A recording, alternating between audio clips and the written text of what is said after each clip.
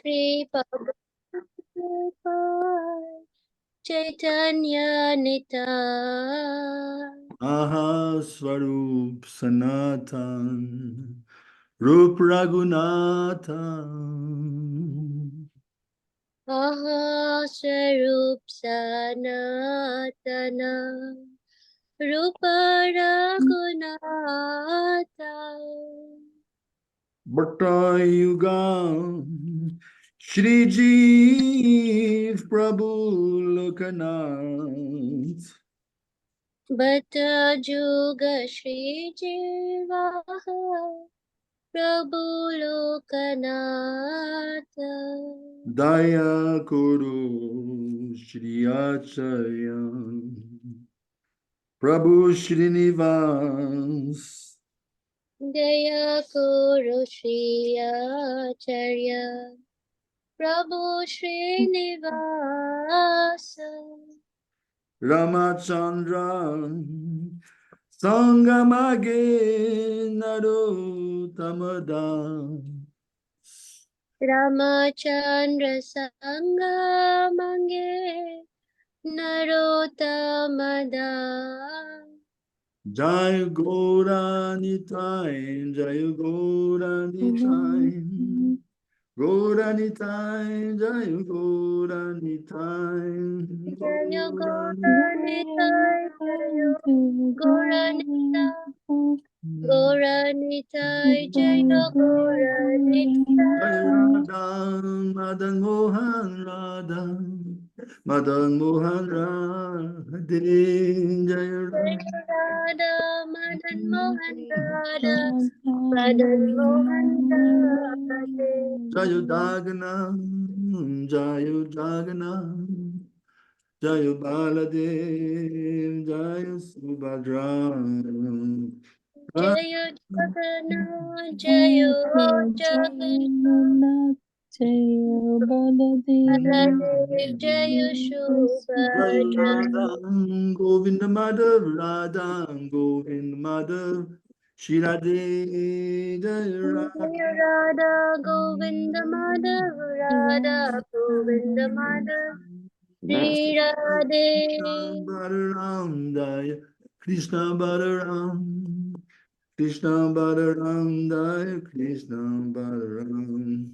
Jayo Krishna Krishna Balaram. Balaram Jayo Krishna Balaram Krishna Balaram Jayo Krishna Jaya Balaram Gauranitai, Jaya Gauranitai.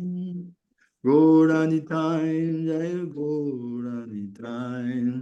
Jayo Gauranitai Jayo Gauranitai Gauranitai Jayo Gauranitai Prabhupada, Prabhupada, Prabhupada, Jaya Jaya Prabhupada. Jayo Jayo Prabhupada Prabhupada Prabhupada Jayo Jayo Prabhupada Jaya Jaya Gurudev, Jai Gurudev Gurudev, Jaya Jaya Gurudev, Jayo Jayo Gurudev Gurudev, Gurudev Gurudev. Gurudev Jayo Jayo Gurudev So Shri Krishna Chaitanya Prabhu Daya Kuro More.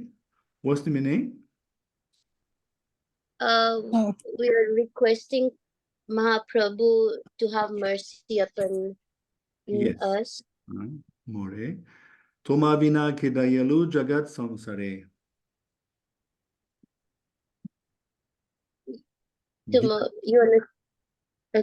Okay, Tumabina, that means apart from you, there is no one greater, merciful than you in this whole samsar. Samsar means universe.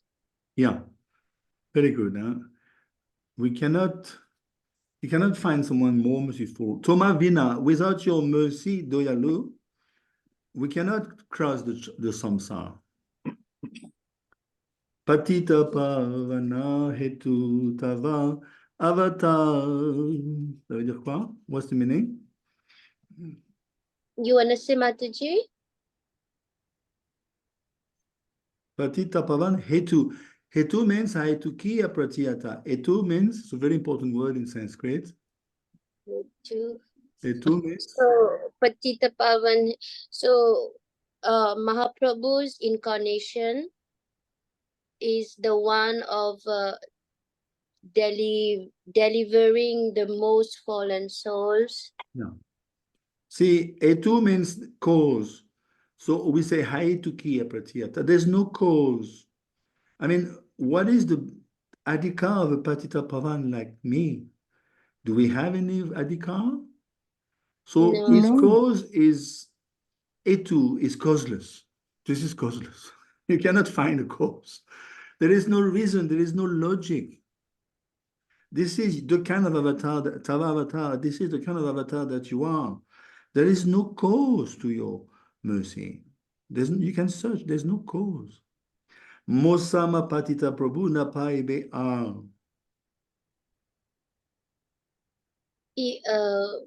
Musama,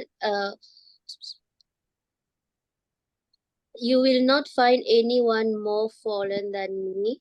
Exactly. And Mosama, sam means equanimity, sameness. We say in English, we say sameness. Huh? So it's coming from sam. So if you analyze with a good equilibrium, with a good equanimous mind, you will find you won't find anyone more fallen than me. This is Narottam Das Thakur speaking.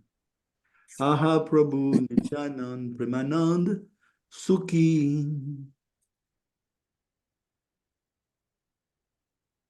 What's the meaning? Now this is the prayer to Lord Nityananda. Yes. The prayer is as such. Lord Nityananda, he's always Sukhi. Sukhi means he's always happy, blissful, joyful. Exactly. Kripa bolo kana koro ami boro duki. So Kripa Bolo means begging, Kripa Bolo, begging Nityananda Prabhu to have mercy on me. I'm very much in distress. Yes. So and on top of that, you have to put your glance over me, my dear Lord Nityanand, because I'm Mahaduki. I, Boro Duki. I'm extremely Duki, unhappy. Doya Koro Sitapati Advaita Goshai. Yeah, now Narottam Das Thakur is praying to Advaita Acharya. Yes. And telling, you see, Advaita Acharya's wife is Sita. Yes. So Narottam Das Thakur is addressing Advaita Acharya as Sitapati. So Doya Karo. So now the prayer is towards Advaita Acharya, begging him to have mercy on him. Yes. Because Tava Kripa Bole Pai Chaitanya Nitai.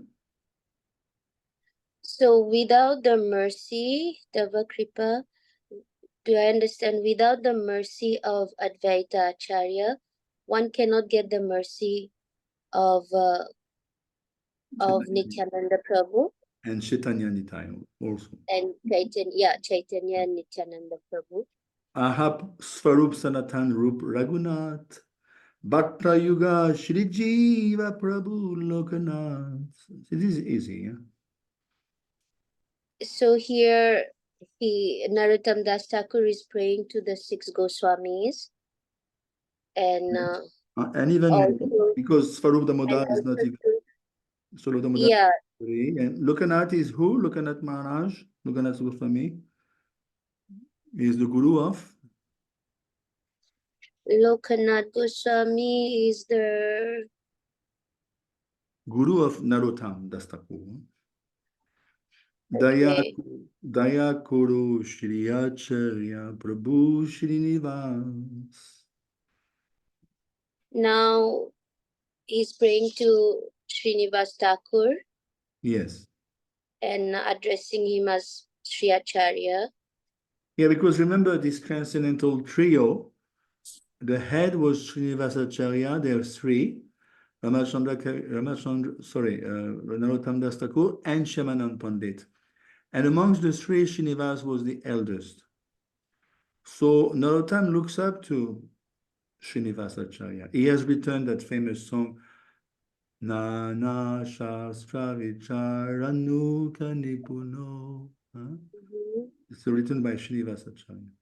Ramachandra Sangam again Narottam Das. So Narottam Das Thakur is begging for the association of Ramachandra, who is a personal friend of Narottam Das Thakur. Very good. Yeah, Ramachandra Kaviraj, he was a disciple of Srinivasacharya, but he was extremely close. They were like shadows. If Narottam would turn right, Ramachandra would turn right. They cannot separate. I don't know if you know their story. They cannot separate. Even though Ramachandra Kaviraj was a married man, contrary to Narottam, they cannot separate. So basically, when Srinivasacharya left the world, his disciple Ramachandra could not bear. He left the world, and Narottam, his friend, having left, could not bear. He left the world. In one go, they all three left one after the other. They cannot bear. The Viraha Bhav is so powerful, they cannot bear. Okay, so let's get into this Krishna Lila Stava. Sava Shastrabdi Piyush, Sava Vedika Satfal, Sava Siddhant, Ratnadiya Sava Loke Kadrik Pradam. So, O Srimad Bhagavatam, O nectar churned from the ocean of all the Vedic scriptures, O most prominent transcendental fruit of all the Vedas, O you who are enriched with the jewels of all spiritual philosophical conclusions, O you who grants spiritual vision to all the people of the world.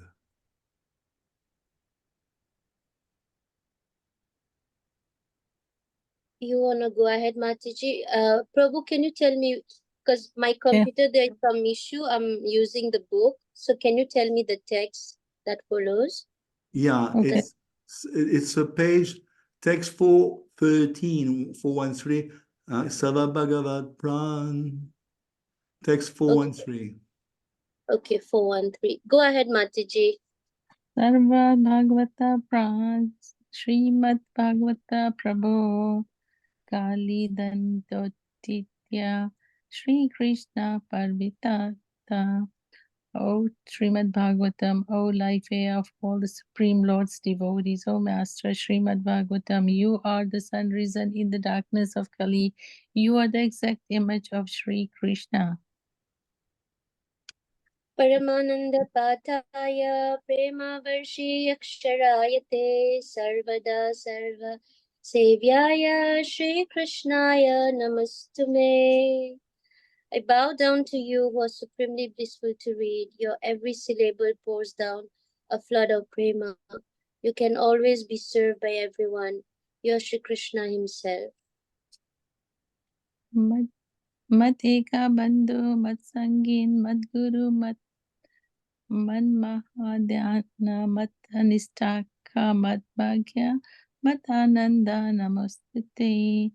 Oh, my only friend, my constant companion, my spiritual master, my great wealth, my savior, my good fortune, my source of ecstasy, I bow down to you. Asadu sadhu tadayin atinicho chataraka anamuncha kadachinmam premna ritkantayusfura. O bestower of saintliness to the unsaintly, O exalter of the most fallen, please never leave me. Always appear in my heart and my voice with pure love. Jai. Shri Krishna Lila Stava ki Jai. Jai. Om Namo Bhagavate Vasudevaya. Om Namo Bhagavate Vasudevaya. Om Namo Bhagavate Vasudevaya.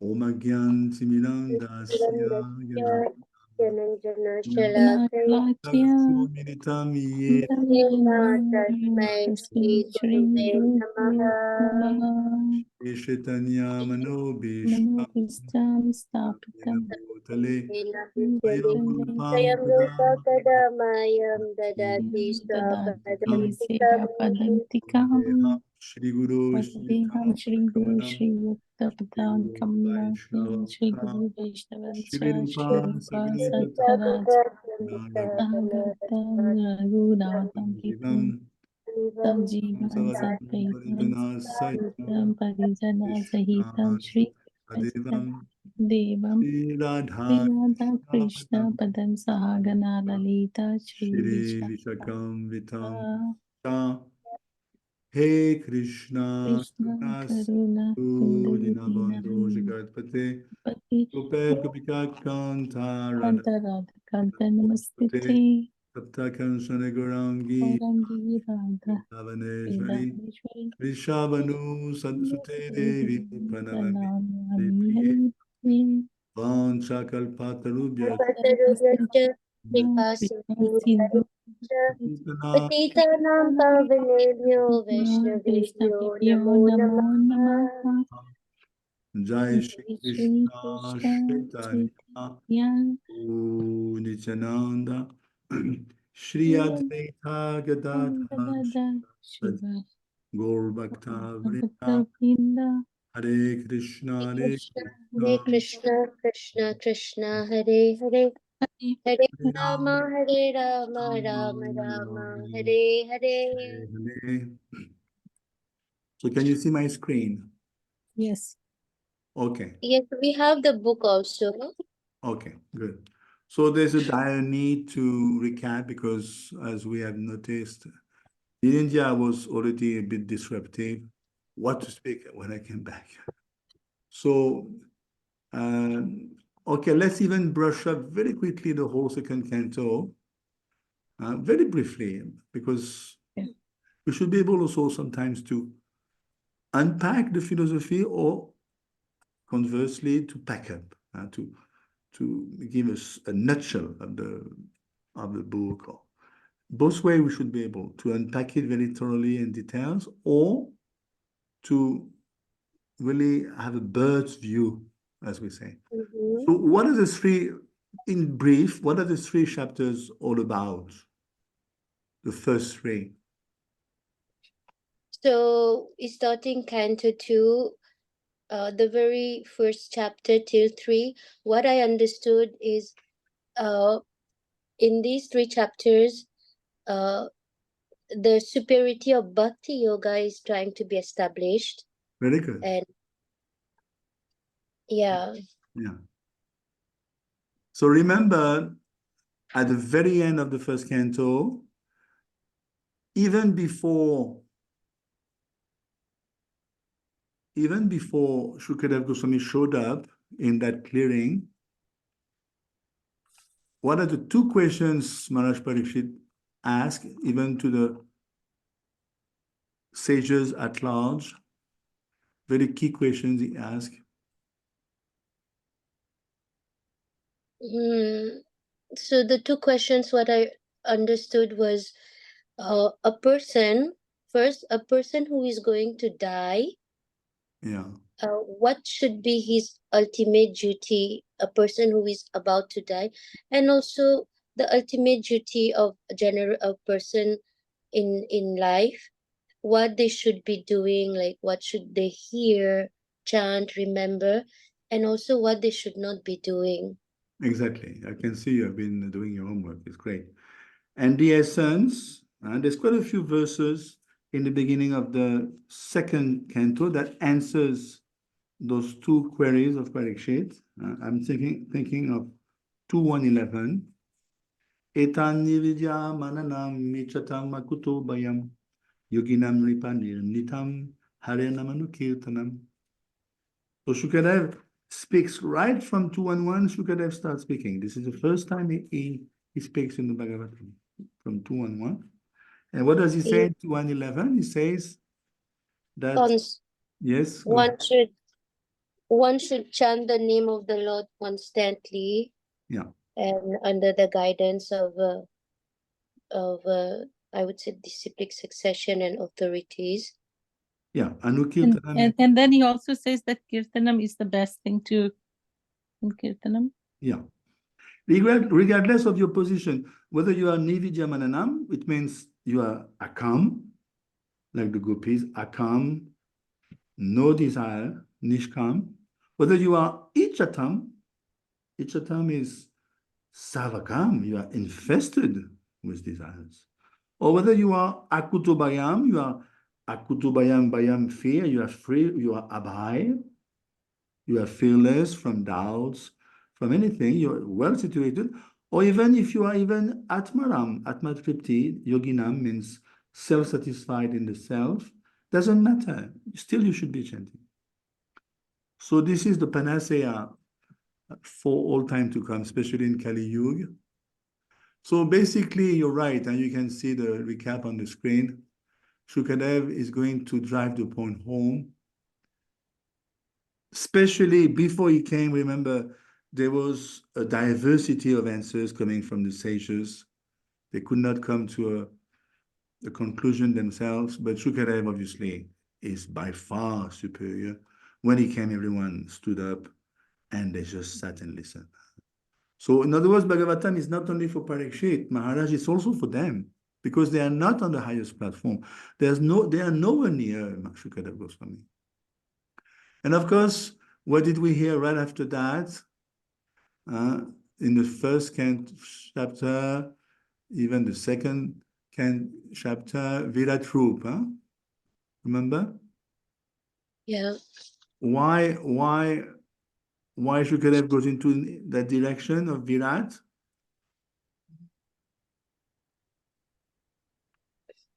See, as you mentioned, there is different level of sages assembled there. Yeah. So there was somehow to bring everybody to a certain level of consciousness. Yeah. That was one of the reason that the Virat Roop of the Lord was brought forward. Yeah. The Dharanashraya, it's a technical term. It's quite advanced in the path of Ashtanga Yoga, 6th chapter of the Gita. Dharana means pretty advanced. Dharana and then Samadhi. So Dharana is for those who are practically near Samadhi. For that type of yogi, which are still somewhat a little attached, Virat is advised. And even higher than that, you find the Dharanashraya, but taking shelter of Paramatma. They are quite even more advanced. They are more unattached. And of course, we know that they tend to merge. It sounds like the 8th chapter of the Gita. Krama Mukti. Remember we discussed that term, Krama Mukti. Yes. Yeah. Krama Muktas. They tend to do some spiritual tourisms, and they like to tour the universe, check that planet out, and they are not karmis, be careful. They are not living off their karma. No, they are much higher than the karma kandi. They are beyond karma. They are quite steeped in bhakti. They are quite steeped in dhyan, in yoga, in vidya. I have a question here, Prabhu, regarding those who wants to go for, how, as you mentioned, spiritual tourism. Yeah. So just like a devotee, his focus is to go back home to Golok Vrindavan. Yeah. So, and we learn about Golok Vrindavan, we work. So these yogis, so they have the knowledge about all these, how, as you mentioned, about all these various stops, and they desire to visit them before they leave their body. Yeah. So see, since you're asking a very specific question, I'll give you the reference. It's in the 2nd chapter, Krama Mukti. See right here. Can you see the screen? So they are definitely into the Virat. Yeah. And they still have some lingering desires to enjoy, whether it be in Svagalok. Oftentimes they want to go to Brahmalok, which is Abrahma Bhuvanaloka, the highest planet. And then, but they are quite steeped and stern in meditating on the Virat, and they want to give up, they're going to give up the gross body. And then with a subtle body, see, they're very advanced. They don't have a gross body. They can travel. They're not ghosts. They are Krama Mukti. They're very conscious. See, they are not ordinary karmis with material desires. They are endowed with vidya, tap, yog, jnana. See, they don't attain those planets due to their karma. Be careful. We cannot tag them as materialists. No. But still, they have tendency to visit, to check out places, you know. Vaishvanalok, Shishuma, Mahalok, Brahmalok. They can even access Brahmalok. And what's going to happen if they want to? They can hang out in Brahmalok until, can you imagine, the end of the life of Brahma, which is enormous. And then they will leave the material world. So the Krama Muktis, which is scripture they study to get all this knowledge, and ultimately they develop the desire to go through all these. They have a somewhat of an impersonal approach, and they are quite steeped. There was one devotee in Mumbai. I don't know if you, of course, he used to study under Buddhajan with me. His name is Adipurush Prabhu. He's a very good teacher. He lives in Germany now. He's originally from Ukraine. And he was telling me in those days that in Mumbai itself, there was a real worshipper of the Virat, not a fake guy, not a fake yogi, extremely serious.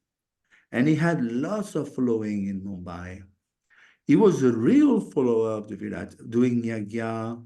Of course, it's tinged with materialism, with impersonalisms. But he was not a fake. He was really like Sanjay. Sanjay was a worshipper of the Virat. Which Sanjay? Sanjay in the Bhagavad Gita. Oh, sorry, I was thinking Vidura. Yes. Sanjay is definitely a disciple of Vyas, and can you imagine, he's the narrator of the Bhagavad Gita, but his Ishtadev is the Virat. We cannot deny. So, see, it's mentioned here in the recap. They can pierce through false ego, Mahatattva Pradhan, and see what is their destination. They are called Brahmavadis. Krama Mukti, they meditate on the Virat, but at the end of the day, basically they want to merge. So this is what it's all about here. Now, higher than those, we find, remember, we find the Paramatmavadis. They are more unattached than the Krama Mukti. And remember, we discussed at that time the size of the Paramatma. It's about 8 inches, I believe, or 6, I forgot. So they are more steeped. It's like the 6th chapter of the Gita, Paramatmavadis. What do they want to achieve those? What do they try to do? You see, Paramatmavadis are more advanced than the Krama Muktis, right? What is their destination? What is their path? What are they trying to achieve? We are just recapping on what we've covered that, but so Dhyana Vashtita Tadgatina Manasa. It's mentioned in 12th canto, Pashyanti Yam Yogino. They want to see, can you imagine? They want to see Paramatma in the heart. It's very advanced. The same path as the 6th chapter of the Gita, the Ashtanga yogis. They want to see Dhyana Vashtita. By dhyan, by deep, steeped meditation, they're going to see the Lord in the heart. It's very, very, very advanced. And they are totally immersed in Paravyam, in the Paramatma features. And of course, remember, we discussed about the super soul, how does it look like, the size, his features, his characteristics. his emblems, Koshtuba. We discussed at length all these things. How beautiful he is. You know, he is the Lord himself. So they're well situated. It is legitimate, but of course, in Kali Yuga, is it appropriate? Is it appropriate for us to do that? Is it going to be easy in 80 years, 90 years, 70 years? No. No, not only No. easy, it looks so difficult, Very difficult. and then you don't go to the highest destination, and you seeing the Lord in the heart. It's like, this is my desire. I mean, it's not pure, how we say, unmotivated. Yeah, It, of course, either or. My Guru Maharaj used to say, there's a verse 628, look it up in the Gita, which is the perfection of the Ashtanga Yogi. When they are totally perfected in their path, they visualize Super Soul, and now there's two possibilities. One, they understand, oh, this is the Lord. 628 explained very nicely. They understand this is the Supreme Personality of Godhead. And that's on the spot, they become pure devotee. On the spot. They don't have to go through Kanishta, Madhyam, no. On the spot, because they are already purified. They can see the Lord, can you imagine? So they become Mahabhagavat on the spot. Because they take up the path of pure devotional service on the spot. But the downside, my Guru Maharaj used to say, there's a danger. What is it? If they happen, yes, go ahead. you can get allured and you wanna stay. Well, even worse. If they identify with the Paramatma that they see in the heart, oh, this is me. Can you imagine if they fall into the trap? This is me. Then finished. They're going to merge into Paramatma. And my Guru Maharaj used to say, if you merge into Paramatma, you cannot come out. It's finished. You cannot what? Come out. Oh. So that's the danger. If you are subservient to Krishna, you understand this Paramatma that I'm seeing now is subservient to Krishna. Then you become a pure devotee. So my question, if such a person merge in Paramatma, you're telling that's the danger. I mean, I want to understand what's the danger if a Jiva merge in Paramatma. But the danger is same story as if you want to merge in Brahman. You're going to merge your identity, just like we discussed in the Gita 4th chapter. You merge your identity into either Brahman, but Brahman you can come out, but not Paramatma. So in other words, you remain merged in Paramatma forever. And this is not the path of devotees, because devotees, we acknowledge that we are different from Paramatma. That's the path of Madhvacharya and the great Vaishnavas. We are Achintya bed, we are bad. So we are different, but we are not different. So now if you merge in Paramatma, you want to become one with Paramatma, which is Maya, basically. Because we are different from Paramatma. See? So there's a major danger. You fall into Maha impersonalisms.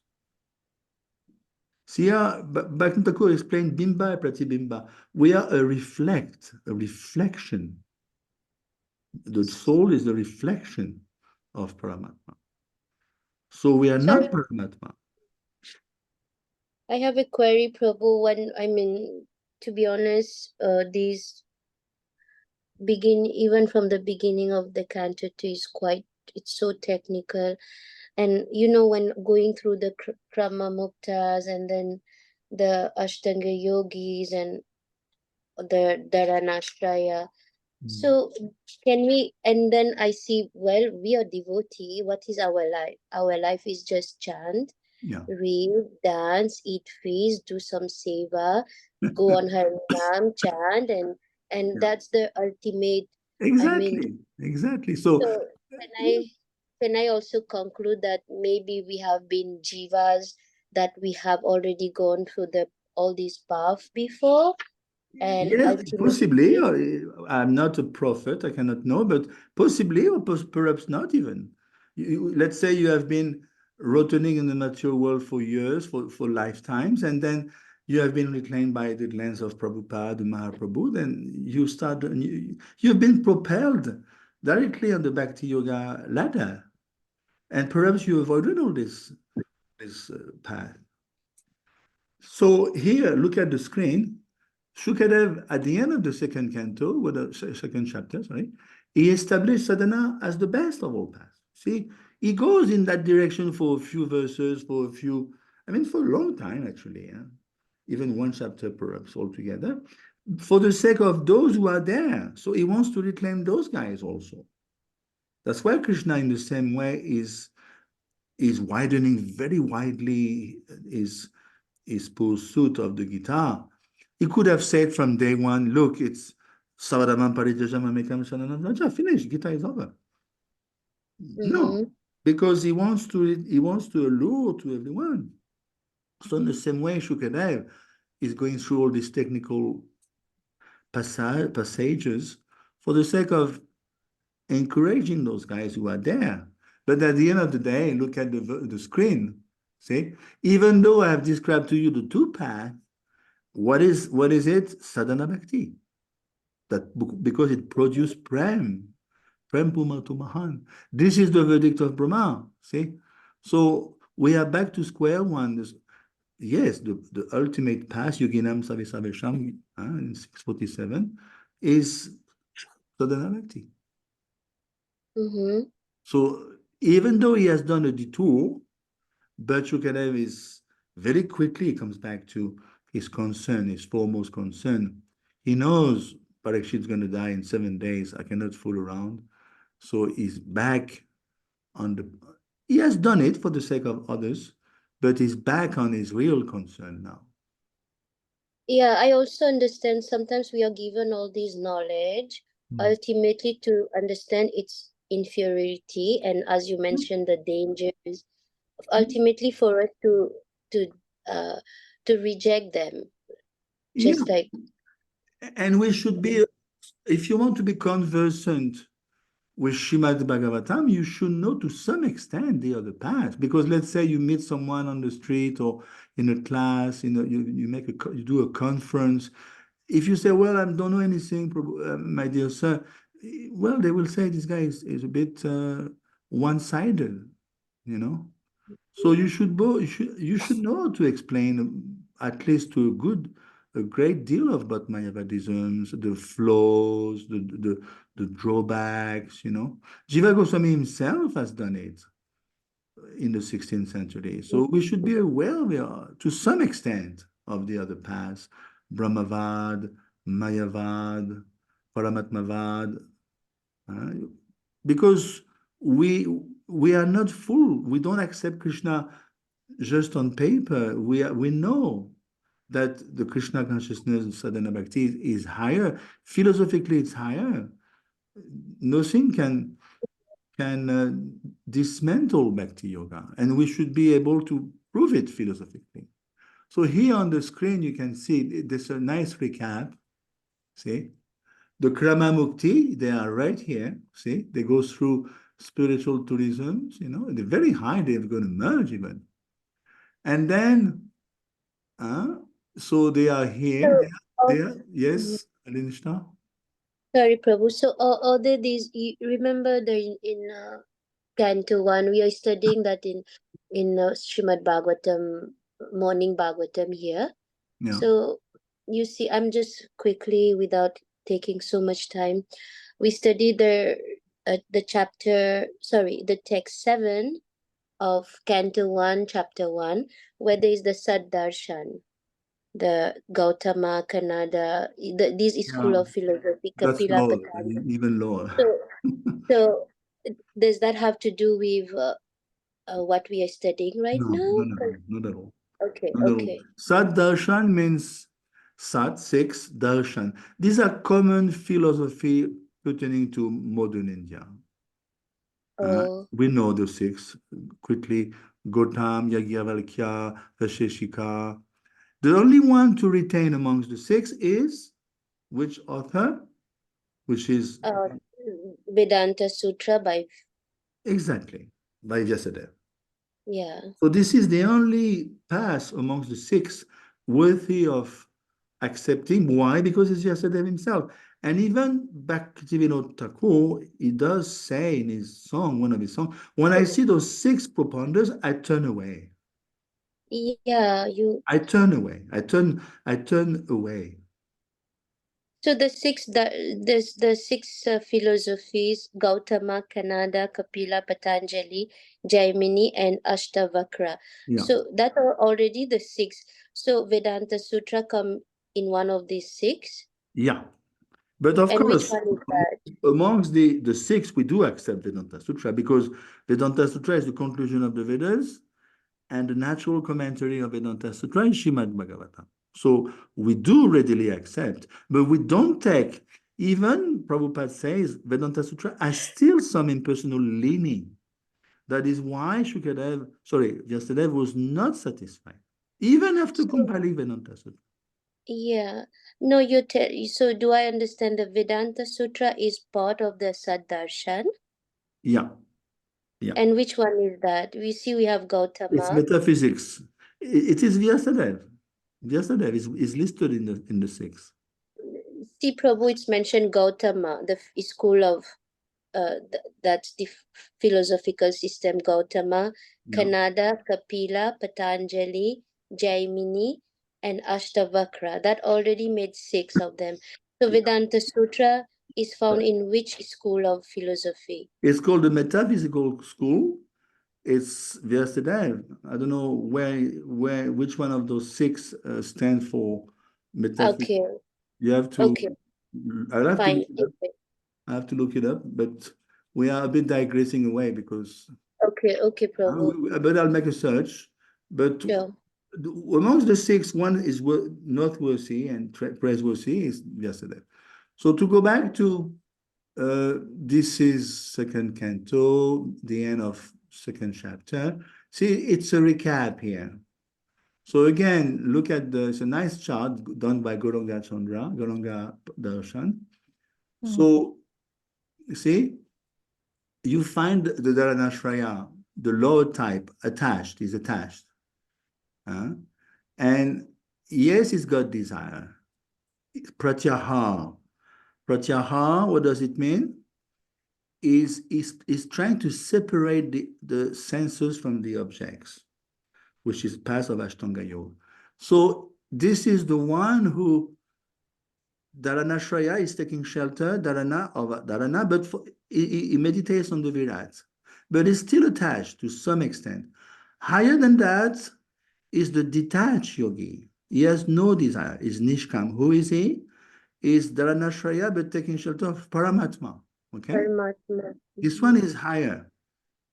And then coming from a different direction now, you find the Krama Mukti is right here. This is the one who is into spiritual tourisms. And at the end of the day, he may end up in Brahmalok and he's going to go back, but it's a long haul. He may go back with Brahma and he's going to merge into liberation, Brahman realization, see? So you find all these personalities, they uplift the pran, and at the end, they're going to merge. They're going to merge. So this is Ashtanga Yoga. But again, what is the driving force of Shukdev? Chapter 3 is very clear now. There's no doubts or misgivings, pure devotional service. Yes. Yeah. And then what does he do here? He contrasts demigod worship with pure devotional service. Remember that section? Basically, they are sakam. The practitioners, they have strings attached. They want to worship, but oftentimes they have something to fulfill. And then Lord Krishna explained in the Gita, 9:21 or 9:23. What does he say? Once they have fulfilled their material desires, They go back to Mrityulok, which is Bhumi, our planet. So it's a merry-go-round. That's why very, in order to contrast it, he talks about the demigod worship, and then he goes to his real intent, pure devotional service. And remember that verse 2, 3, 10, Akava Savaka Mova Mokshakame Audaradi Tivera Bhakti Yogina Yajatam Purusham Param. Whatever you are, we discussed already in 2.1.11. You are Savakama, you are Mokshakama, you are Akam. Doesn't matter. Doesn't matter. Chant Hare Krishna, practice devotional service, associate with devotees. Mhm. So, see, the intent of Shukadev is pure devotional service. And then what's going to happen now? Shunaka, who is taught to by Sutta, we are coming to the end of a kata. Shunaka is so expert in entertaining the kata. So what he can foresee, Sutta is coming to an end of a session. I have to inspire him by asking other stuff. And then we're going to be entering into Shrishti Tattva, the fourth chapter, the creation. So, and of course, at the end of the third chapter, there's also a little session on the downfall of those who are wealthy, but they don't hear Krishna Katha. They are overburdened by their turban. They carry nice stuff, nice jewelry, nice turban, nice clothes, but they don't surrender. They are averse to Harikatha. They're going to go down. Their wealth will bring them down because they don't engage the wealth in Krishna. Okay? So that's the End of the details of the third chapter. See? If you want to fulfill separately your desires from Krishna, then worship the demigods. You want woman, you want sex, you want long life, then you can worship all these particular demigods. But we know it's what you call it, un pass in French. How do you say? A dead end. It's a dead. Detour. It's a dead detour. It's a dead end. It's a dead end. And of course, I told you, Shunaka is going to inspire now. He wants to hear further. He wants to hear further. And here, as I told you, this is the end of the third chapter. The downside of all these guys, they are wealthy, but just like India in the 16th century in Navadvip, they don't give a damn about Krishna. That's why Advaita was praying day and night, offering Ganga Jal to the Shila, please, my Lord, come down. It's Mahavishnu himself, Sadashiv. Who came down, Mahaprabhu? So because they were like this, all these tantrics, all these nyaya, they would spend thousands of lakhs on marrying the girl, marrying the boy. Even in those days, they didn't care about God or Narayan. That was the state of affair in Navadvip before Mahaprabhu. So this is the state of affair here. And then finally, because Shunaka, he has been asked by, Suta Goswami has been asked by Shunaka, please tell me further something else. I want to hear something else. Then Suta Goswami, for 3 chapters, chapter 4, chapter 5, chapter 6, chapter 7 even, is going to discuss about Visarga. See? And what's going to happen? Suta Goswami is going to reply to Shunaka by quoting Shukadev. Because it happens that Parikshit himself, when he heard from Shukadev, he also asked. He was getting very detached already. Already he's going to die. But he's getting more detached by the kata of Shukadev. And now he's going to ask some key questions. How does the Lord create?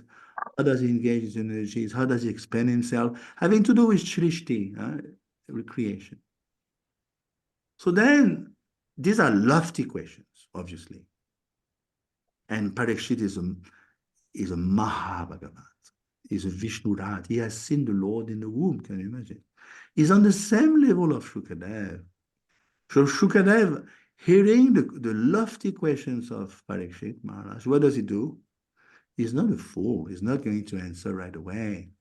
For at least 15 verses, he's going to pray to the Lord to be empowered to answer.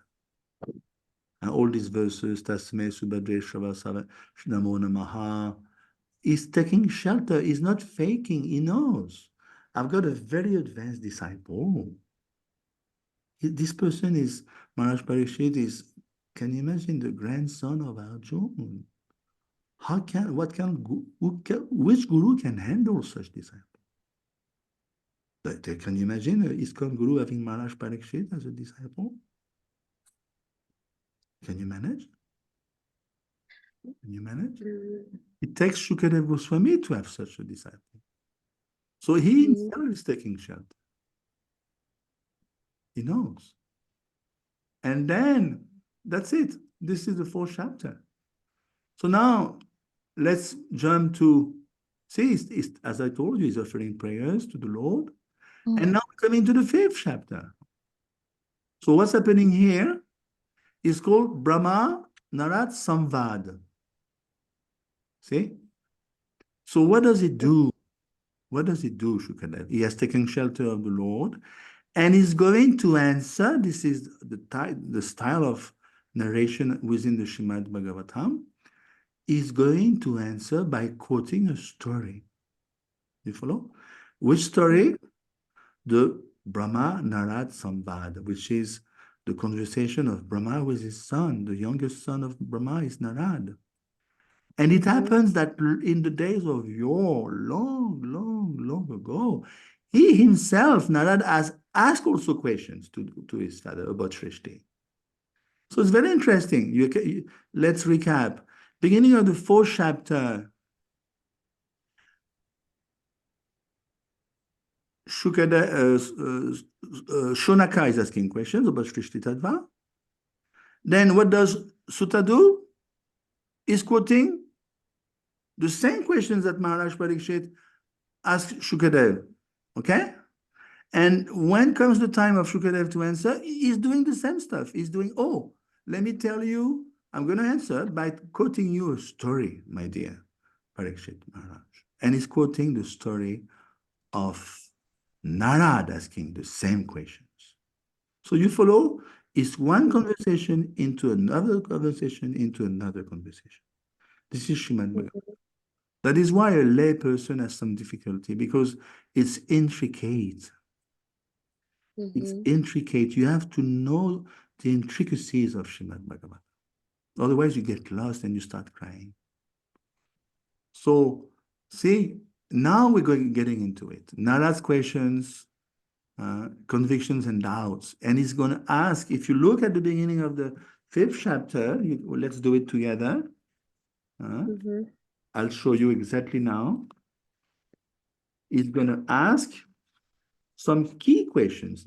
Narad is asking some very important questions. Let's 252. Look it up. Yat Rupam. First question. There's 6. Yat Rupam, meaning, tell me the symptoms of manifestation.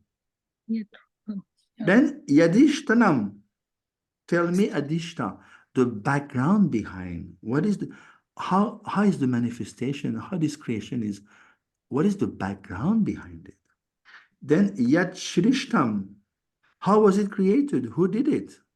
Because don't forget, Narad for a short while is thinking his father is God.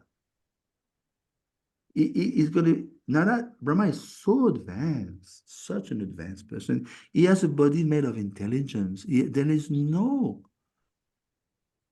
Panchamahabhut. Can you imagine? There is no gross body. There's no water. There is no earth. There is no Panchamahabhut. His body is made of pure intelligence. Anyone will fall into the same trap. When you meet such a person, you will also conclude like Narad is God. It cannot be anything but God, this person. Let me plug in my cable. Just a second. I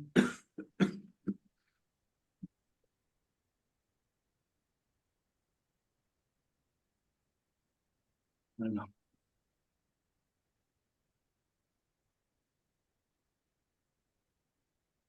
Okay, that's it. So let's go back to 252. See, yat rupam, yat ishtanam, yat shrishtam, that's 3. Yam stanam. How is it conserved? It's one thing to create, but how are you going to conserve the energy? That's the mode of goodness, the maintenance. You create a house, you create a relation. How are you going to maintain the relation? How are you going to maintain the house? So how is it conserved? Then he goes, yat param, under whose control all these things is working? These are lofty questions. And then he goes, Yash Shah. So anyway, there's 6 questions. So, and of course, see, look at 253, is thinking, yes, you're God. Is giving beautiful example. You hold everything like a walnut in your grip. And then again, more questions, 254. What is the source of your knowledge? Under whose protection you're standing? Under whom you're working? What is your real position? Do you alone create entities? He's a bit baffled. Is it you? Is it not you? And he's going to have a hint. What is the hint? There's a hint. He's going to come to understand actually he's not God. Why? Because there is something that he has seen in Brahma. What is it? That he was meditating on somebody else? Exactly. Excellent. So if you meditate on someone, what does it imply? There's someone superior. Yes, you're not going to meditate on someone inferior. What's the use? That is why Lord Krishna himself, he would wake up at 3 a.m. in the morning, even though his wife wanted to keep him in bed. And on whom is he meditating? On himself.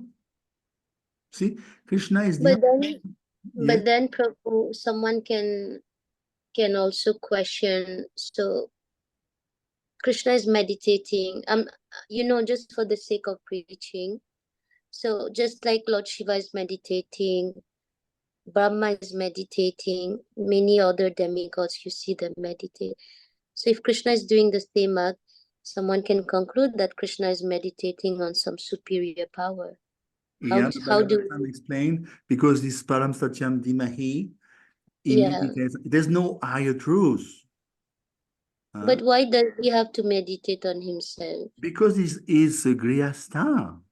He's showing an example. Okay. 320. So Yeah. he has to show if That example. Of course, otherwise the whole world will fall into ruination. Okay. Krishna says in the Gita, 320. So these are the questions. And then see, 358, instruct me. And then the big boss is speaking from 259, Lord Brahma himself. What does he say? See, look at 2510. Whatever you say is true, my dear boy. Because everyone will fall into the same trap like you, thinking I'm God. Because unless you are Krishna conscious, you are bound to come to that conclusion. It takes someone very Krishna conscious to accept that Brahma is not God. Everyone will accept Brahma is God, unless you are extremely Krishna conscious. See, this is the intelligent answer of Lord Brahma. You are bound to be illusion, unless you are totally a pure devotee of Krishna. Otherwise, everyone else will fall into the same trap, my dear Narayan. Because I'm so powerful. Even, can you imagine it? I'm reading Mahabharata every night. if you go in the assembly hall of Brahma, you know, he has an assembly hall, all the great souls, even Yudhishthira has an assembly hall, even Krishna is called Sudharma hall. If you go in the assembly hall of Brahma, everyone is there in the personified form. Death is there. Fortune, opulence, all the qualities you can think of, they are present. They are bowing down to Brahma. Srimad Bhagavatam is there in a personified form. This Puran, that Upanishad, they all personified. They come and discuss with Brahma in person, face to face. This is the level of Brahma. It's totally, even Krishna, you will see very soon coming up, after the Shrishti Tattva has been concluded, the Visarga, Narayan himself, Lord Narayan, will come, he will invite Brahma to Vaikuntha as an excursion. He say, I'm so pleased with you, you please come to my place. He's telling, can you imagine, Brahma is telling you, please come to Vaikuntha. And he's shaking his hand. You will see. It's like the big boss is shaking the hand of the second big boss. And Narayan is in total appreciation. He says, you're doing a very good job. He's showing him around Vaikuntha. Just like, you know, when I saved New Mayapur, I was helping saving. Then my Guru Maharaj offered me a trip. He paid everything for me to South Africa. And he said, I'm going to show you around. Come. It was a reward. So in the same way, Brahma got rewarded. So everyone will fall into the trap that Brahma is God, unless you are a pure devotee. This is the point. And then he starts to explain. 2.5.11, I create after the Lord's creation. And how is it done? At the level of Sarga, the primary creation. Svarochisha. See? 2.5.11 is very powerful. Svarochisha. What is Svarochisha? Means Brahman, the effulgence. What is Brahman? Brahmano hi pratishtaham. Krishna says in the Gita 14.27, Brahman is the effulgence of my body. It's subordinate to me. This is the source of creation. Brahman is the source of creation. And then it gives the example, the sun manifests as fire, the moon, firmament. Whatever you see in terms of reflection, in terms of brightness, it's just a side effect of the sun. You open your oven in your kitchen, this is a byproduct of the sun. You plug in your computer to electrical source, this is a byproduct of the sun.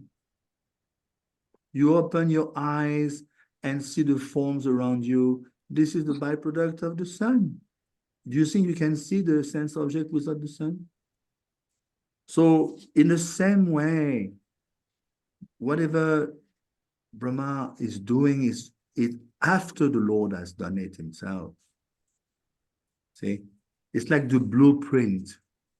You have a blueprint and the architect, he follows the blueprint that he has been given to build a house. This is exactly what it is. And then, see, Brahma is not an hypocritical person. 2.5.12.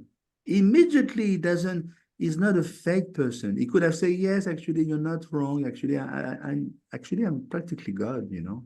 He could have played with the words like this. No, 2.5.12. I offer my obeisances and meditate upon Lord Krishna. See, immediately he cuts it, he nips it in the bud. Yes, I'm not God. And Vasudeva, whose invincible potency influences the low-class person, they call me pretender. So don't be ignorant, my dear Narad. I'm not the supreme. And then we're coming practically to where we stopped, to 5.13. And he goes, the illusory energy of the Lord cannot take precedence. Being ashamed, she's ashamed, Maya is ashamed. We discussed way back, 174. Bhakti yogena manasi samyak pranaite male apashyad purusham purnam mayam shadara pashrayam. This is Vyasadeva. Sutta Goswami explained the state of affair of Vyasadeva, 174. Nara just left, he blasted Vyasadeva.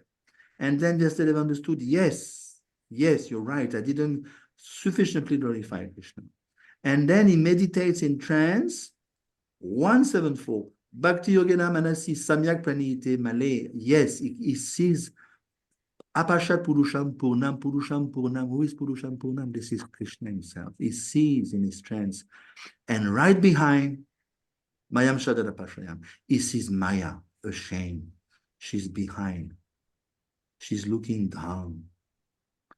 Because she feels bad. I'm preventing the jivas to become Krishna conscious. But she's testing us all the time. So in the same way, 2513, she's ashamed of her position. And those who are bewildered by her, they talk nonsense, including us at times. It's mine, it's yours, it is hers, it is his, belongs to me, belongs to France, belongs to Mauritius, belongs to Canada. This is the spellbound of Maya.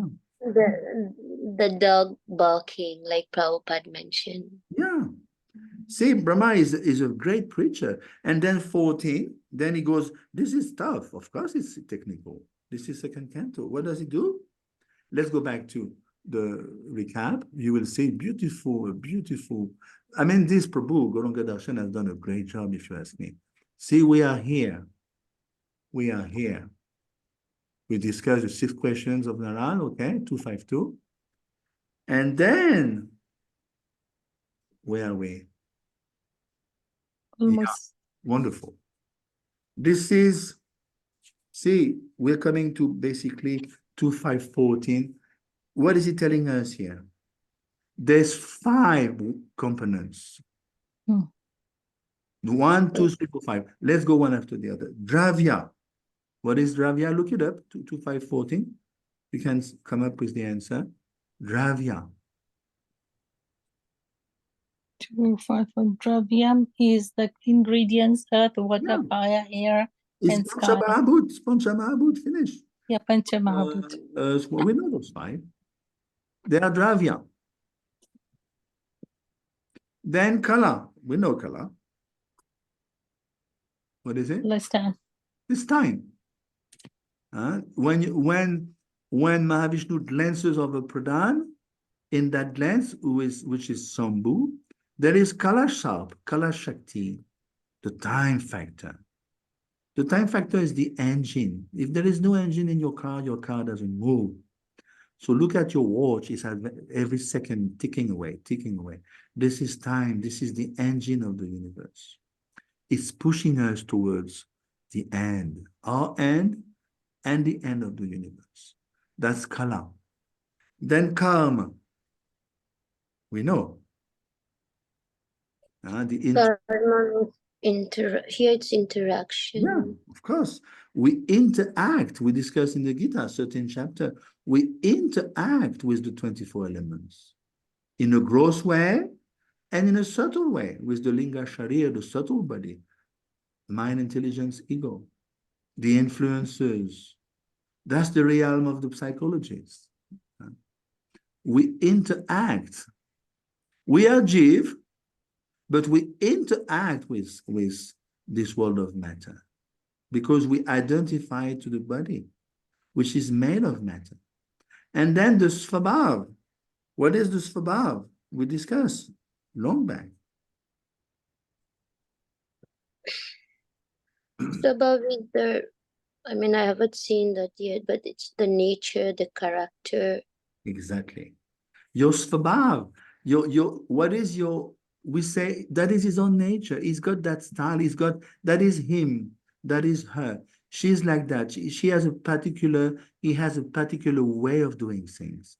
That is his Svabhav. That's very old. When we are being cast in the glance of Mahavishnu, the Svabhav is there already. The Chitkana is there. Chitkana means the particle of, we are particle of Chitkana. So practically Svabhav, this is what Bhagavad Gita mentioned, that each jiva, each soul retain its individuality even when he goes back to Krishna. Yeah, but Svabhav pertains to the intrinsic natural conditioning, material conditioning. See, you have Svabhav, I've got my Svabhav. Once we are devotee, then your Svabhav is practically, just like Kapil is saying, it is digested, just like you eat some food, it becomes digested in your stomach. It disappears in the form of protein and energy, and So your this Svabhav will be Swabhav dissolved. so this Swabhav is materially acquired by Yeah, the Jiva. it's not spiritual. It's not spiritual. Okay. This is, see, look at the 14. The 5 components of the universe. And remember Narad, 1.5.20, what does he say? Idami Vishvam. He says the same point. My dear Lord is speaking to Vyas, in his disciple. Idami Vishvam, the Lord is not different from the creation, from the universe. Because it is a product of his material energy. So you cannot say the universe is different from the Lord. No, you cannot say. Because it's, what is the universe? It is the product of the material energy. Just like a woman, she has, what is the product? A baby. The baby is the product of Prakriti, of the mother. So in the same way, this material universe is the product of what? Of Mahavishnu glancing over Pradhan. And Pradhan is Prakriti. So you need the male. You need the male. So that's why you cannot say universe is different from Krishna. Nothing is different from Krishna. And here we are learning from Brahma the components. It's very important. The components, which are non-different. They are different, but they are non-different. See, it's always the same. Achintya bed, abed. Bed means what? No, achintya bed, abed. Bed? It is and it is not. Yeah, abed means different. Abed. Oh, No, yeah, one and different at the same time. Nothing is different, but at the same time, you cannot start worshiping your computer, offering dupe and deep. No, because you know these are energies, transformed energies. The Lord is not transformed. So you worship Satyam Param Dimahi in the morning in the temple, because this is the souls. This is the point. Shakti, Shakti Matayo Abeda. There's no difference between Shakti and Shaktiman. Yes, yes. But there's also difference. You're not going to start worshiping your car or the tree in the forest. No, these are transformation of energy. You worship the souls. Anyway, I think we have reached where we stopped. Finally. It was a long, long recap, but many weeks. Yeah. It was needed. Yeah, of course, I agree. So let's move on now. From 15. Narayan Paraveda Deva. Narayan Paramakaha. And actually, we have 15 and 16 there face to face. We cannot separate them. Narayan Paro Yogo, Narayan Param Tapaha, Narayan Param Jnanam, Narayan Paragati. If you want to recite or the English or the Sanskrit, whatever you want, you can do. 15, right? 15, they go together. 15 and 16, they're one and the same. Yeah, actually, I like 15 and 16 slokas. Yeah. Yeah, because there's a lot of Narayan Para. Yeah, and it sounds like a verse. I don't know if you recall, it's long, long back. Yeah. I don't know if you remember. I'll show you in my notes. 20 years ago, I used to take a lot of notes with Bodhisattva. See, 1, 2, 27, 28. Vasudeva para Veda, Vasudeva para Makaha, Vasudeva para Yoga, Vasudeva para Kriyaha. See, the same verse. The same verse. Way back, 1, 2, 27. So what do we hear? What do we understand here? Let's, first of all, please read the English, or at least the English. Yeah, go ahead. Okay. Go ahead, Mataji. Okay, the Vedic literatures are made by and are meant for Supreme Lord. The demigods are also meant for serving the Lord as parts of his body. The different planets are also meant for the sake of the Lord. The different sacrifices are performed just to please him. So here in 15, what I have is Vedic literatures. They're just Prabhupada is talking about Vedic literatures, and they're made for a Supreme Personality of Godhead. You know, in demigods, planets, and sacrifices, they're mentioning all that.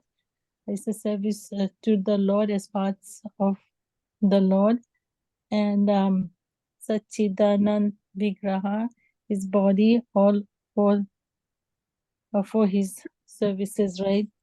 And Veda means knowledge that leads to the Lord.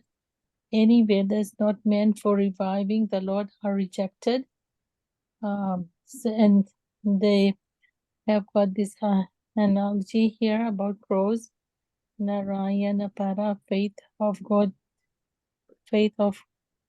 God duties, right? And Avidhi paravakam, without Lord in the center. Okay, so there can be Avidhi paravakam, Lord in the center. Demigod worship is unauthorized. So it is stated that we should not be doing the demigod worship. It like is unauthorized if you separate them. But in the days of yore, like Maharaj Bharat, 5th canto, did you notice? Is worshipping the demigods as components of the Virat. He doesn't separate them. And he came to the level of Bhav Bhakti. What is Maya and demigod worship? If you start separating. So Separating means worshipping the demigods independent of Krishna. Exactly. Giving them the position of Krishna, not seeing them as the servants of Krishna. Exactly. Even Jiva Goswami, we discussed some weeks ago, he used to say, well, they are if you associate with demigods as devotees, just like you have seen Arjun, he's a Mahabhagavat, he's a Vishnu Parikar. When he associated with his own father in the Dev, is he in Maya? No. He's not in Maya. He worships his father, but he knows fully well. He's a friend of Krishna. Do you think he's bewildered by his father being a demigod? No. He knows. And do you think Indra will dare to ascertain in front of his son that I'm God? Arjun is way more advanced than Indra there. So, Prabhu, very quickly, when Indradev or even Brahma, they underestimated Krishna as, when he came to do his pastime. So Yeah. at that time, they underestimated Krishna. But at that time, were they aware that Krishna in Golok Vrindavan is the Supreme Lord? Yeah. See, the thing is, they are, at times, they tend to forget. So they know, just like a good devotee, maybe a very good devotee, but during his whole life is totally paka, and at one point he has some difficulties because he has become prone to Maya a little bit due to his weakness of heart. But very soon, 6 months, 2 years later, 3 years, you can say he's back in shape. He's again a pure devotee. So he's a pure devotee, but there's different types of pure devotee. He's not totally fixed up as yet. So in the same way, Brahma Vimohan Lila is called. That is why the Tadvavadis, the followers of Madhva, they even remove those 3 chapters from the Bhagavatam, which is Maya. They say, no, there's only 332 chapters in the Bhagavatam. No, there's 335 chapters. But because they cannot relate that Brahma has become bewildered, Brahma Vimohan Lila. Yeah. They dare to remove from the Bhagavatam, which is Maha offensive. So even they, the Tattvavedis, the followers of Madhva, they do that mistake. Oh, how can it be that Brahma became illusion? Yeah. Because they are a little attached to Brahma and they're a little under the impression, they have a hard time to understand actually, he can be bewildered, even Brahma. And that is why Brahma is not a fool. You can see how he precious this son here. He knows, and even he has approached Krishna. You have seen in the 14th chapter, and so he apologized. And Krishna is a gop, like a little boy, bare feet and holding prasad in his left hand. He doesn't even speak one word. And Brahma is apologetic for one chapter, offering, at least 40 verses of apology. And Krishna doesn't speak a word. Does it answer? And what is the outcome of that? Brahma is not a fool. He knows, I put my foot in the mouth. That is why he came as Haridas Thakur. Haridas Thakur, yeah. He felt so bad. He felt so bad. So let me become a low-class Muslim. I don't care. But I'll chant 3 lakhs a day. And then he got redeemed. So much so that Mahaprabhu even allowed Haridas to leave the body before him, because Haridas asked him, I cannot bear if you leave before me. And Mahaprabhu dug his grave in the sand on the beach of Puri with his own hands. So how far he got redeemed? Not only he bypassed, even he went beyond his post of Brahma, he became into Gaurila, Namacharya. So you can see the mercy of Mahaprabhu. You may say, well, he was a bit bewildered, which is true. But at the end of the day, he entered Gaurila. So who can be more merciful than Mahaprabhu? So let's go back to 15 and 16. So Prabhu, yes. Prabhu, there was a question here on 15. Yeah. What does it take to be a Narayana Para devotee? So what I wrote it was a question 11, I think, that you gave us. Yeah. It was having unwavering devotion, complete surrender, 100% faith in Supreme Personality of Godhead, Lord will save me, and absorbed in transcendental loving service of God, and sees ultimate worship and affection. Yeah, very good. So that's what I wrote. Very good. Okay. So Narayan Parayan means highest order of devotee. So the idea of 15 and 16, first of all, let's keep in mind 252. Remember the questions of Narad? Look it up now if you want. If you look at 252, Yadishtanam. 2515, 2516 answer this Yadishtanam. What is it? What is Yadishtanam? The background of the creation.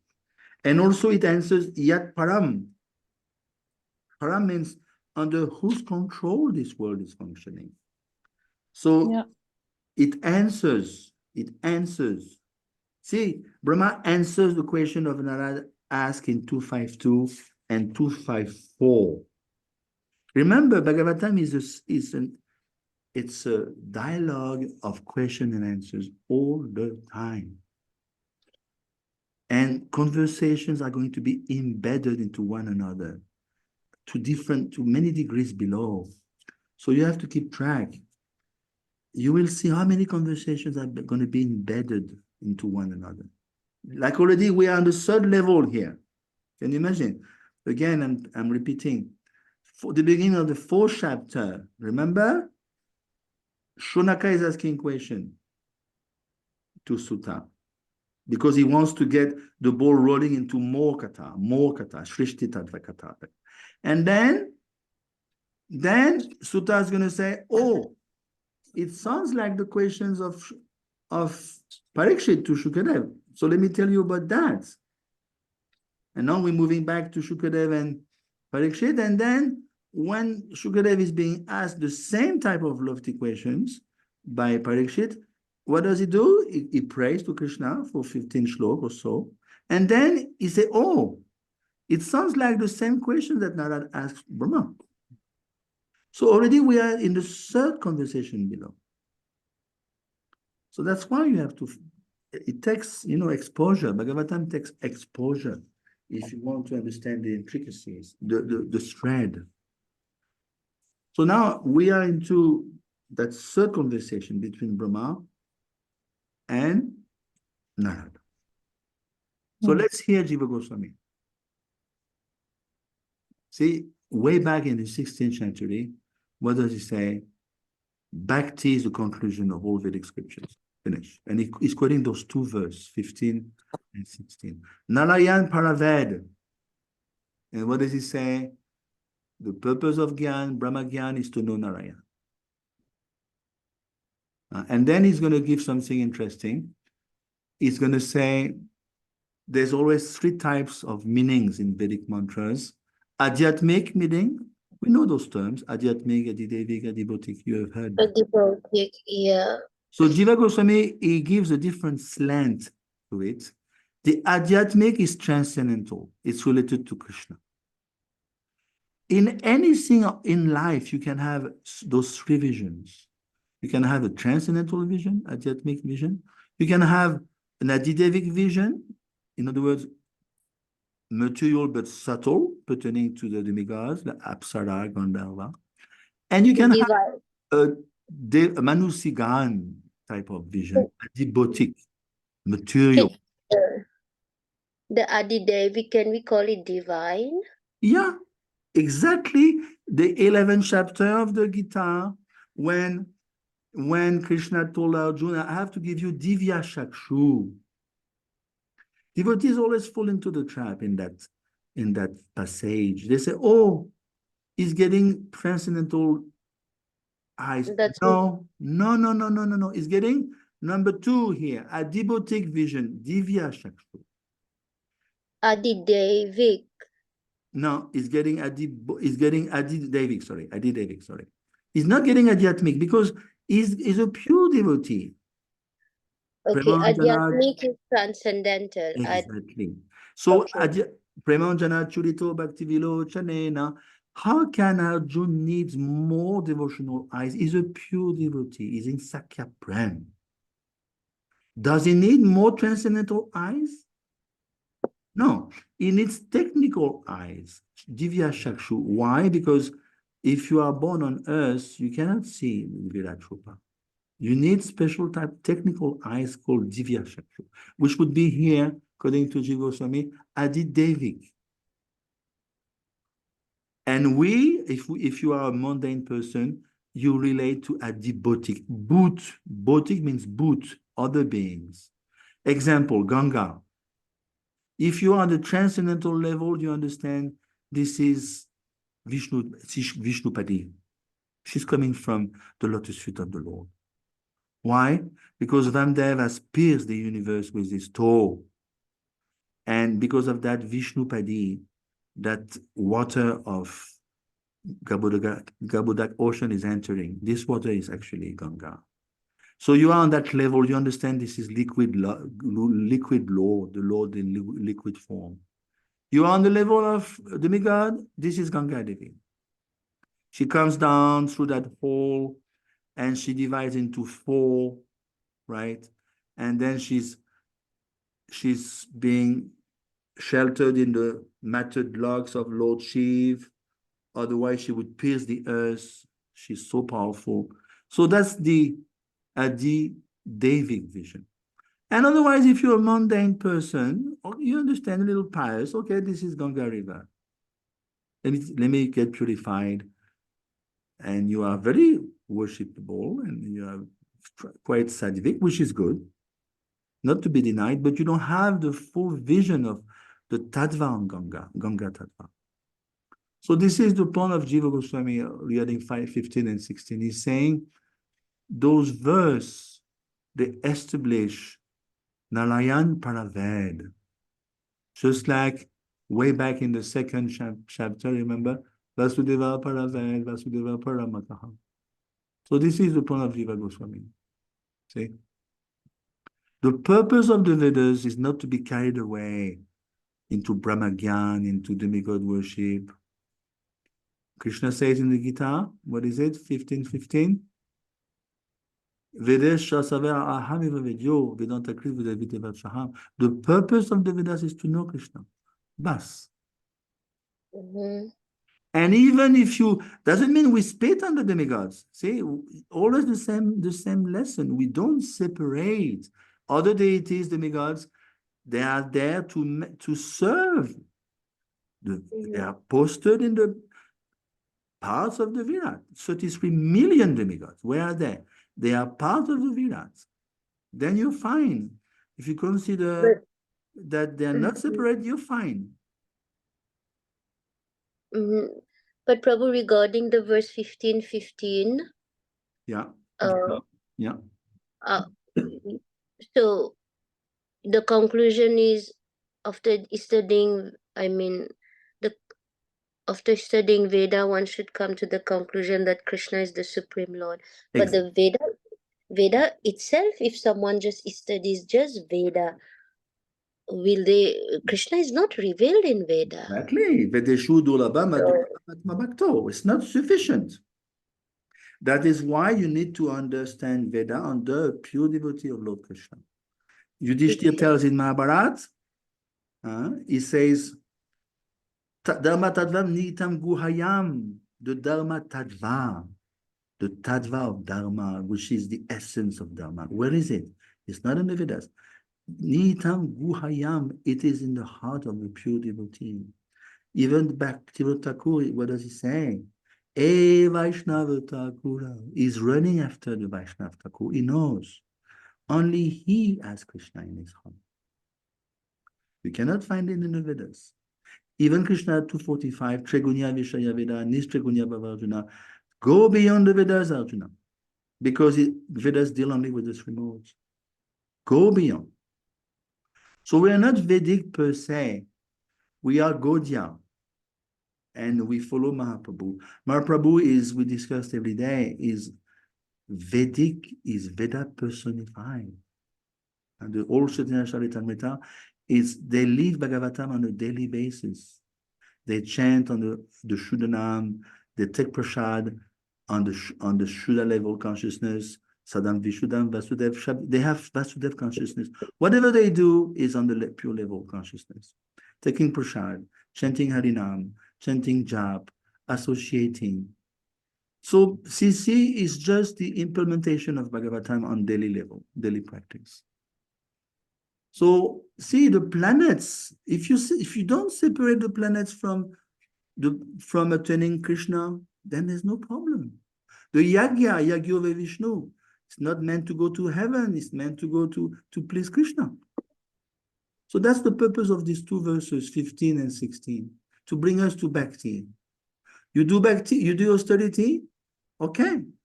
There's a verse in Narad Pancharatra. What is the use of your austerity if you don't come to Krishna? Yeah. What is the use? Look at Hiranyakashipu. Can you beat Hiranyakashipu in austerity? Can you beat? His pran is in his, can you imagine, in a liquid within the skeleton? You know, in your, what you call it, your skeleton in the back, what is it called? The spinal cord.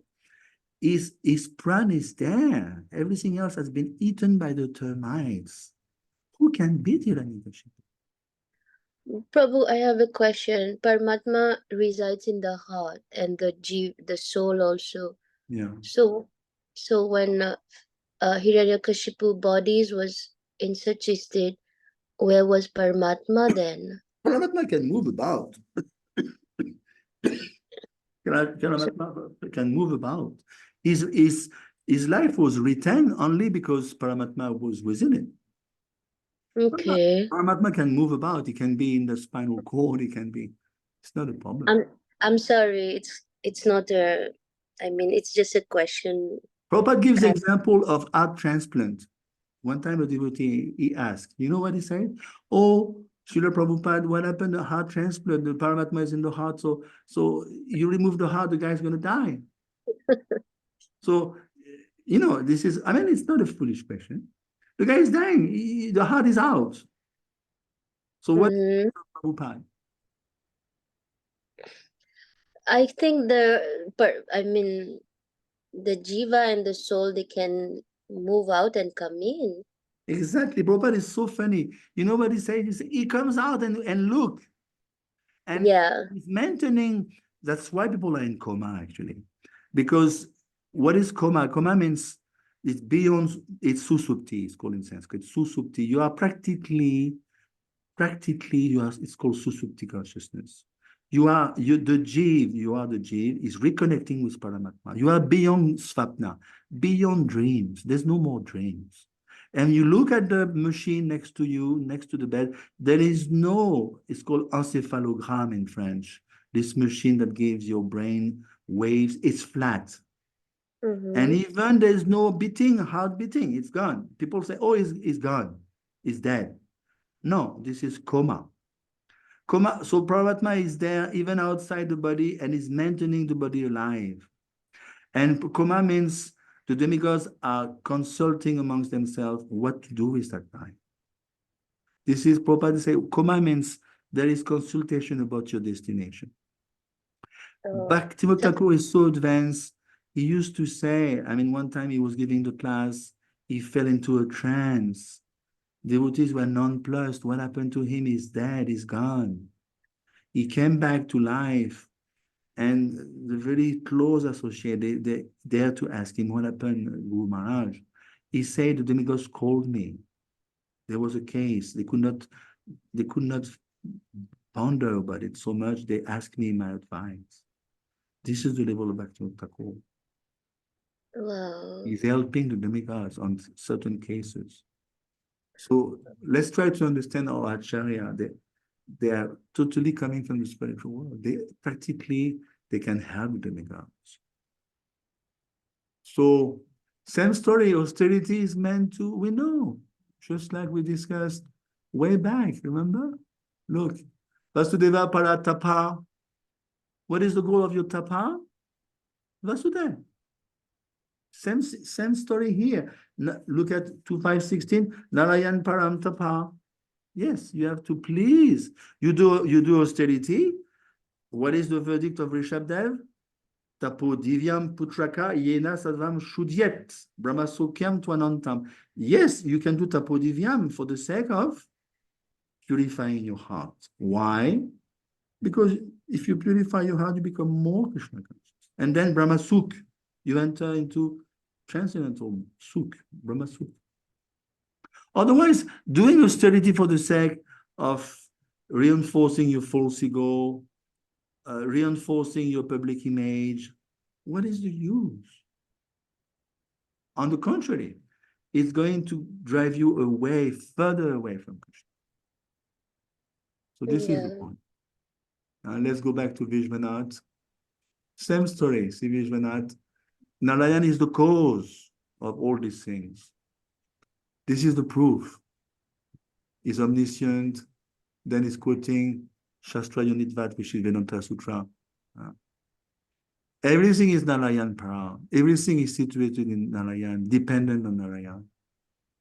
So that's why it answers the question of 252 of Narad, Yadishtanam, please tell me about the background of the creation. The background of creation is Narayan, full stop. Finish. Not difficult. Prabhu, but why it's the we use the word Krishna, then Vishnu, then Narayan.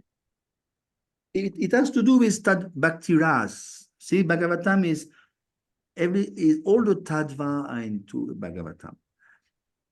Lila. But here we are talking about Shrishti, so we know how Krishna is not even there. Krishna is Lila Purushottam. He's totally. Yeah. Krishna doesn't even bother with Shrishti Tattva. But why not use the word Vishnu? Like you see Garbhodakshaya Vishnu. Narayan Vishnu is not different. Actually, to be precise, Narayan is the source of Vishnu. I don't know if you remember the breakdown. Yeah. I can remind everyone, but Narayan is beyond Vishnu. The Vishnu the Sri Vishnu are pertaining to the material world. Sri Sri Tattva. Do you see Paramatma in the spiritual world? First question. No, Paramatma. Do you have Paramatma in your heart in the spiritual world? No, No. Why? because we are with Krishna there. Exactly. Or Krishna or Lord Jesus Christ or let's say, I don't know, you're worshipping Kumadev. You're going to be with Kumadev. So you mean Jesus Christ is also in Golok Vrindavan? No, Jesus Christ, Prabhupada explained he has a planet in Vaikuntha. Not in Golok, of course not. But let's say you are worshipping Matsya Avatar, then you're going to join that Vaikuntha planet pertaining to Matsya Avatar. Finish. There's millions and millions of avatars, so it's to do with your Ishtadev, your Ras. And this is very personal. You cannot push someone to worship Krishna or Vishnu or Matsya or Vara. It's your own liking. When you become a pure devotee, you're attracted by a particular form of the Lord. There's a verse in the 4th canto, it says, "You're so kind, my dear Lord, that you appear to a particular devotee in the form that will suit his love." You follow? See, Krishna is so personal, he knows this particular Jeev likes me like in this form. Krishna knows already. Yeah.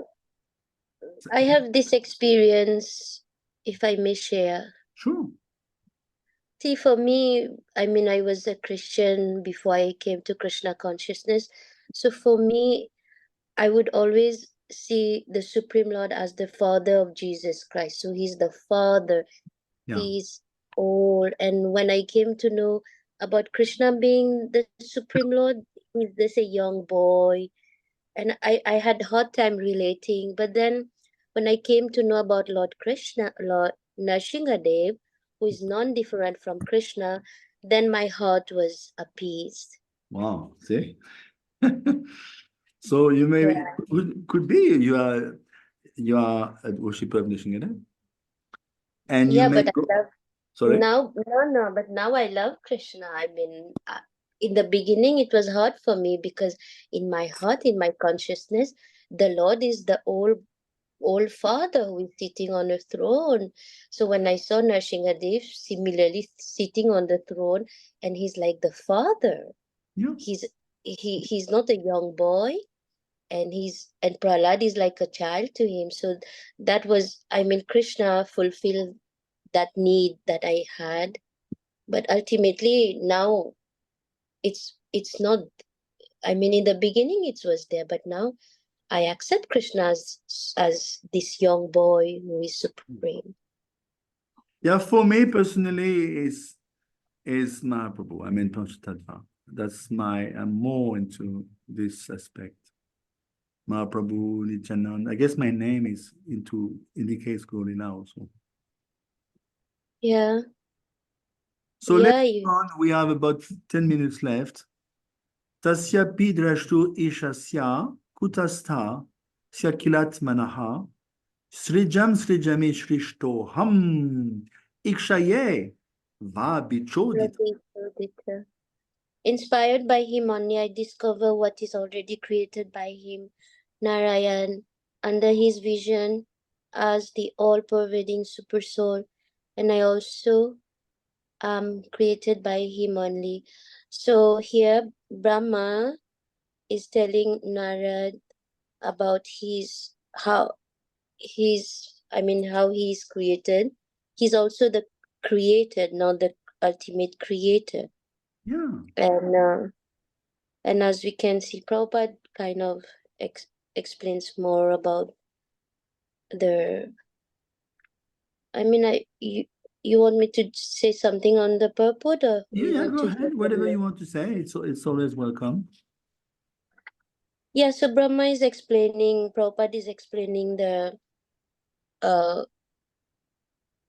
the position of Brahma, how you see he's blessed. Otherwise, Krishna could do all that. Exactly. But he wants to give that favor to Lord Brahma. And also Prabhupada is explaining certain things that everything is already there. Only like I was thinking about something. You see, the scientists always use the word research. Exactly. So in one class, my Guru Maharaj was telling, what is research? Research means something that has already been searched. Exactly. The scientists are just manipulating it here and there, and they're calling it research. Exactly. So Brahma is almost like he got all the ingredients that has been created already. Yeah. He's just little scientist that has He's putting he's them the together. He's just like you are a cook, you're a very good cook, you know how to mix the ingredients. yeah. And there is also the Columbus. Huh? It's very interesting. See, Christopher Columbus, Yes, I I was heard that. listening to a class this morning of Radhanath Maharaj. He says there was one guy when he was a teenage boy, he was still at school, and he remembers an Indian, a red Indian from America, not a Videshi guy, not a white guy. He was a red Indian. So, in other words, they are the real landowners of America, not the Videshis who came in 1605, 1609 from Europe. Actually, they were prisoners, they were inmates. They had been sent to, we have to understand the first white guys who came to America were prisoners. You know that? They were renegades. You have to know this truth. So anyway, to go back to the story, this person was taking an exam. Radhanath Maharaj was a young man, young student, and he shares the story. He was a red Indian. So he told the teacher, look, you want me to believe that Christopher Columbus discovered America? My ancestors have been around for thousands of years. So what kind of nonsense is this? And then he was so bold. He took the exam, Radhanath Maharaj explained in the class, and he refused to answer. And he got 0 or something. The teacher got heavy and he said, you're dismissed. And he made his point, which his point was valid. He said, just like you say, Renishna, how can he dare to say, I discovered America? Even the Vikings in the 10th century, they already landed ashore in USA. And look at the purport of 17. Prabhupada says, by dint of his past service unto the Lord. That's quite a sentence. Yes, I read that too, yeah. Imagine. So we cannot deny he's got some sukriti. Yes, Columbus got some sukriti. It's a day off in America, actually. The day off he landed. Yes, Yeah. go ahead. Can we also say that Mahatma Gandhi had some sukriti? Yeah. Because he was not the one to give independence to India. It was, but somehow because of previous sukriti, I mean till today he's revered as the. Just like we have a scientist in France in the 19th century, Louis Pasteur. When you read the books, he has discovered the vaccine against, when you are bitten by a dog, there is a disease you can get, which is very dangerous. Rabies. Yeah, whatever. So they say, that's his invention. And I was reading actually the intricacies. Actually, he shut off so many other scientists. He was extremely ambitious. Even that was not his real discovery. He got it from other scientists, but they were more mellow, more recessive, and they are not arguing with him. He was a big boss in the laboratory, and he took the claim, he took the credit for himself. But it was found by other smaller scientists, and they kept quiet because he was a big boss. So very often it happens like this in life. So Brahma is not a fool. He knows, my dear son, I'm just following the blueprint, just like an architect. He's got a blueprint. He knows how to manifest the blueprint into stone structure and building. He knows. We cannot deny his expertise also. He's a very good architect. but he's got a blueprint. So this is the point of affair. So let's read Jiva Goswami perhaps here. See, I create what is suitable for creating. So he's doing it under the supervision of the Lord. Just like you run, let's say you run a temple, even a zone, but you have to still to give a report to the GBC. And even beyond the GBC, there's a GBC body. Even if you fool around as a GBC body, you're going to be kicked out. They will tell you, sorry, you got too much complaints at your GBC. You have to step down. It happens. And even the GBC body, they know who is watching us. Prabhupada is there. If they fool around, Prabhupada is going to he's going to slam the table. Krishna is behind. Mahaprabhu is behind. They know. Prabhupada says, if you fool around at the GBC, you cannot believe the karma you're going to get. So you better watch out. You want to be a GBC, you better watch out yourself. I'm watching. Prabhupada says, I'm going to be watching. Do you think they are independent? No. They are very much accountable. They know.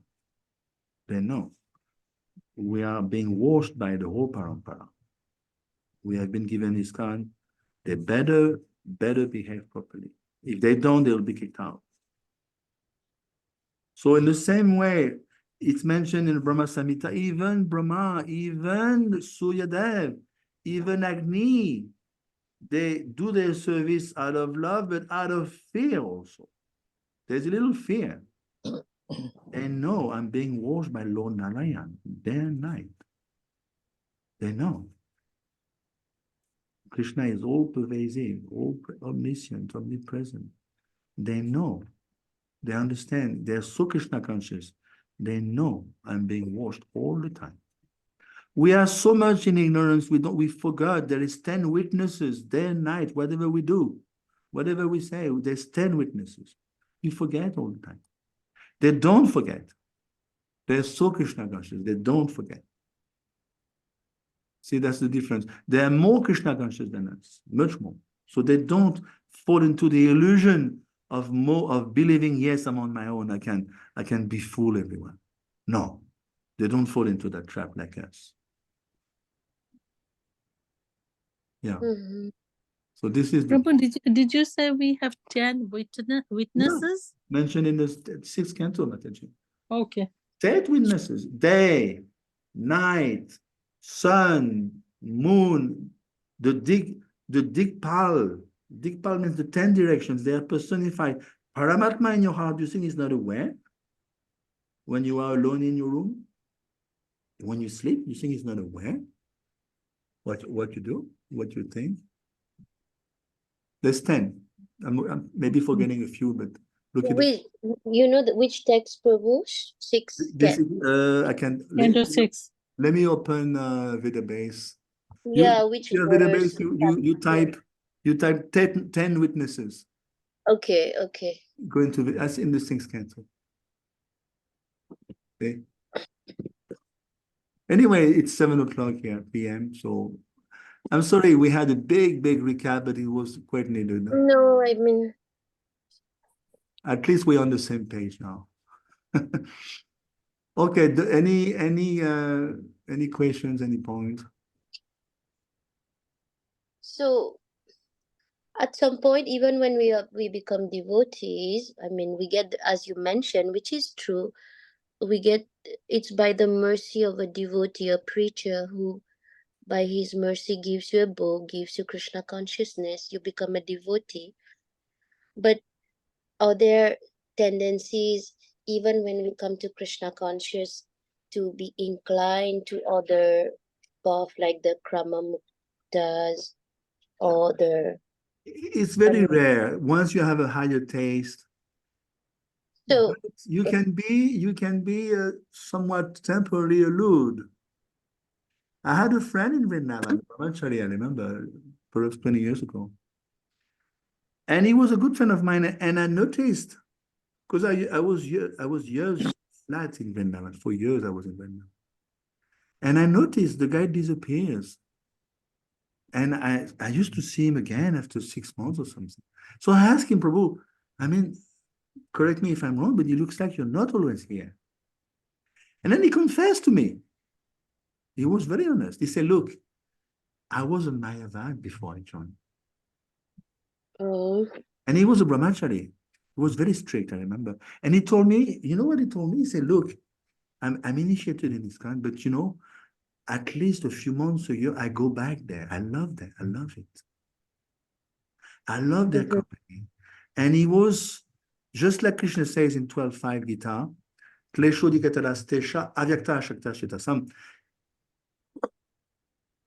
It's very troublesome, Mayavadis, because you remain attached.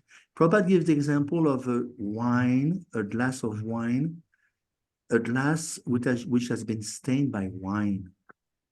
If you have been drinking wine in that glass for many years, you may wash the glass thoroughly, but still you can very subtly smell the stench of wine in the glass. So in the same way, he says, Mayavadis is so sticky that if you associate for a long time, it lingers in your consciousness. And this is exactly what happened to that fellow. He told me, I know Gaudiya Vaishnava Siddhant is higher, but I cannot help it. And I was feeling bad for him. And I was telling him, I was not as good preacher as now, but, he said, I cannot help it. So obviously, if he does that all his life, what's going to happen? He cannot go back. Krishna is going to give him another life, perhaps a couple of lives extra to get it right. Yeah, it happened to me in the beginning when I was introduced to Krishna consciousness. Yeah. I read, I understood, I was convinced Krishna is the Supreme Personality of Godhead. But I told my Shiksha Guru, I agree, I accept, but my heart is with Jesus Christ. Yeah. I'm not coming back. So it took me a while. Yeah. I remember in India, I would sometimes see on the altar my friend, you know, that like they were devotees, Grihastha devotees. I would visit their house and I would see on the altar some demigods' pictures. And I could understand, you know, I didn't want to embarrass them, but I could understand that they're coming from that background and it's going to take a little while, you know. Mm-hmm. And after some time, they will get it right. They will understand, but it lingers. You know, your past lingers. So we'll start from 18 next time. Yes, Prabhu, and Thank you. regarding the recitation of Vislokas, I will start learning and Yeah, I will let if you want to do everything right, you have to recite the shlok, close book, essays, even verbal presentation, all these things is there. yeah, so I'm working on the slokas now. If you want to recite a few, at times you call me and you get you. Not a few, Prabhu, maybe one at a time. Oh, Krishna. So thank you, Prabhu. Thank you, Prabhu. Yeah, at least we had a good recap. We are back on the same page. I know at least, yeah, it was a good day today. Thank you. Yeah, you know, there was some misunderstanding this time, that time, and anyway, it's we have also personal issues all the time, so we have to deal with that also.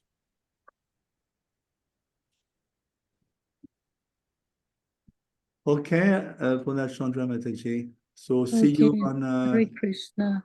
on today is what? Wednesday. Sunday. On Sunday. I will stick to 5. It's better for me. I'm used to that. See, Abits is a second nature. Oh, Hare Krishna, Prabhu. Hare Krishna. Hare Krishna, Mataji Prabhu. Hare Bol. So let me stop the recording.